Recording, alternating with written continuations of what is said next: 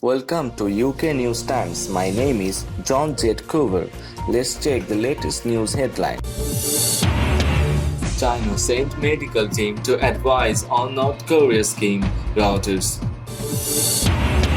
US to be held accountable for adventurism in region, Iranian spokesman. UAE-backed separatists break with Saudi-sponsored militants, declare self-rule in southern Yemen. Leader calls on Iranian people not to be afraid of UAE's bullying powers. Trump owed tens of millions to Bank of China, report. That was the headline. We now move on to the news in detail. But before that, there will be a request to like this video. China has sent a team of medical experts to North Korea to advise on the country's leader Kim Jong-un amid conflicting reports about his health, Reuters reports. A delegation led by a senior member of the Chinese Communist Party's International Liaison Department of left Beijing for North Korea on Thursday, Reuters reported citing anonymous sources. The department is the main Chinese body dealing with neighboring North Korea. It was not immediately clear what the trip by the Chinese team signaled in terms of Kim's health, the report added. The liaison department could not be reached by Reuters for comment late on Friday. The trip came after South Korea and China both refuted a CNN report that the North Korean leader's life was in grave danger following a cardiovascular procedure. On Monday, CNN cited a U.S. official with direct knowledge as saying that Washington is monitoring intelligence that Kim is in grave danger after a surgery. The following take government sources in Seoul and Beijing contradicted the report, saying that Kim was not seriously ill. The President Blue House in Seoul also confirmed that there were no unusual signs coming from the north. Daily NK, a Seoul-based website, also cited unidentified sources within North Korea as saying that Kim was recovering at a villa in the Mount Kamgang Resort County of Hyeongsang, on North Korea's east coast, after undergoing the cardiovascular procedure at a hospital on April 12. On Thursday, US President Donald Trump also downplayed early reports that Kim was gravely ill. I think the report was incorrect, he said, but he declined to say if he had been in touch with North Korean officials. There has been speculation about Kim's health following his absence from a major event on April 15 that marked the birth anniversary of his grandfather and North Korea's founding father, Kim Il-sung. North Korea's state media reported on April 12 that Kim had visited a military airbase and observed maneuvers by fighter jets and attack aircraft on the eve of the national holiday commemorating the birth anniversary of Kim Il-sung. North Korea has been under multiple rounds of harsh sanctions by the UN and the US over its nuclear and missile programs. China is North Korea's sole major ally and has a keen interest in the stability of the country with which it shares a vast border. The spokesman for Iran's government warned the US that it will be held accountable for the consequences of adventurism in the region. According to the Steam news agency speaking to reporters during a video press conference on Saturday, Al BE dismissed the American officials' recent rhetoric of military action, saying, "The one who will benefit from the insecurity in the Persian Gulf is the United States of America." The spokesman said the recent plunge in the US oil prices has turned fomenting insecurity in the region into a beneficial option for Washington. As a result, our strategy is the escalation of tension in the Persian Gulf. However, I would make it clear that the responsibility for any adventurism in the region lies with the UAE, and we won't remain passive in reaction to such acts of adventurism.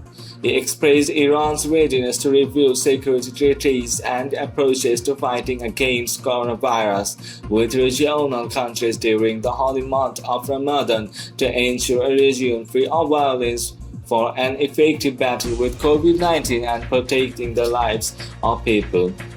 Nevertheless, we will definitely give the necessary responses to the aggressors, Rabi'i underlined. In remarks earlier on Saturday, President Hassan Rouhani said Tehran is closely monitoring the activities of American forces in the region, but it will never begin any skirmish and tension in the region. UAE-backed separatists have broken with once allied Saudi-sponsored militants in Yemen, saying they will establish a self-ruled administration in the war-torn country's southern regions.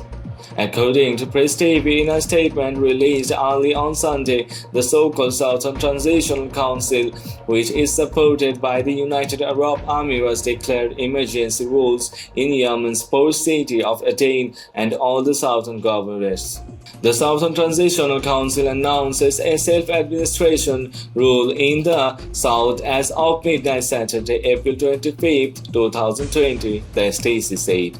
It also accused the Riyadh-backed government of former Yemeni President Abdurrabbu Mansur Hadi of corruption and mismanagement. Mohammad al-Hadrami, the foreign minister of the self-proclaimed Hadi regime, described the Stacey's announcement as a complete withdrawal from a power-sharing settlement signed between the two sides last year. The announcement by the so-called Transitional Council of its intention to establish a southern administration is a resumption of its armed insurgency and an announcement of its rejection and complete withdrawal from the Riyadh Agreement, he said in a statement posted by the ministry on Twitter.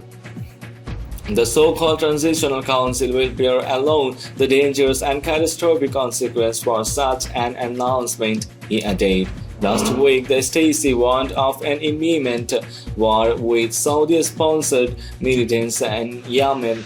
Both the UAE-sponsored separatists and Saudi-backed militants loyal to Hadi serve a Riyadh-led military coalition which has been waging a bloody war on the Yemeni people since March 2015. In August 2019, heavy fighting erupted between pro-Hadi elements and the southern separatists when the latter took Aden, the temporary seat of Hadi's regime.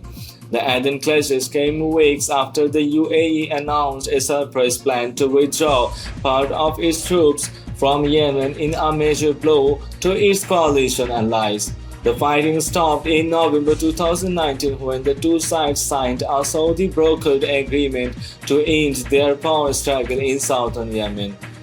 The infighting highlighted deepening divisions between Saudi Arabia and the UAE, whose ties soared over a number of issues, including what the Yemenis view as Abu Dhabi's intention to occupy Socotra land and gain dominance over major waterways in the region. Saudi Arabia, along with a coalition of its vassal states, launched a military aggression on Yemen in a bid to reinstall the Hadi regime and crush the popular Ansarullah movement. However, over 5 years into the war, the kingdom has achieved neither of its objectives. Leader of the Islamic Revolution Ayatollah Sayyid Ali Khamenei has called on the Iranian people not to be afraid of the United States and other bullying powers. Ayatollah Khamenei made the remarks on Saturday after taking part in a Quran recitation event to mark the beginning of the holy month of Ramadan. The leader attended the event via video conference in line with guidelines to avoid gatherings to prevent the spread of the novel coronavirus. Fear of the US will result in better outcomes, and we have witnessed in previous years that some of our statesmen fear the US cause difficulty problems from them. The leader stated. The leader urged fearlessness and steadfastness in the face of enemies and said some Muslim states have suffered humiliation as a result of disregarding their own might and being intimidated by tyrannical powers. Ayatollah Khamenei congratulated the advent of the holy month of Ramadan and called on Muslims to act upon the teachings of the Holy Quran that could save all humanity. The leader added that Quran has guidelines for resolving the problems of human beings and stated that some verses of the Holy Book teach people social relations that they need in their lives. Ayatollah Khamenei emphasized that obeying the practical guidelines of Quran is the only way to save humanity from cruelty, discrimination, war, insecurity, repression of values, and to establish security, health, and welfare. The Holy Quran instructed human beings to use their wealth and power for the development of other humans' lives and help the needy people, the leader stated. Ayatollah Khamenei emphasized that the Holy Quran teaches Muslims not to trust despots at all. During the ceremony, a number of reciters read out verses of the Holy Quran in their melodious voices.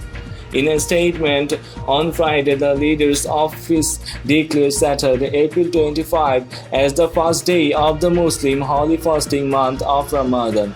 The beginning of the most sacred month of the Islamic calendar comes as Muslims across the world are battling the coronavirus pandemic.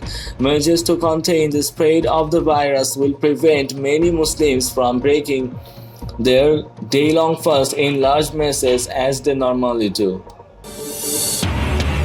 US President Donald Trump has received loans from China's state-owned Bank of China, according to a report.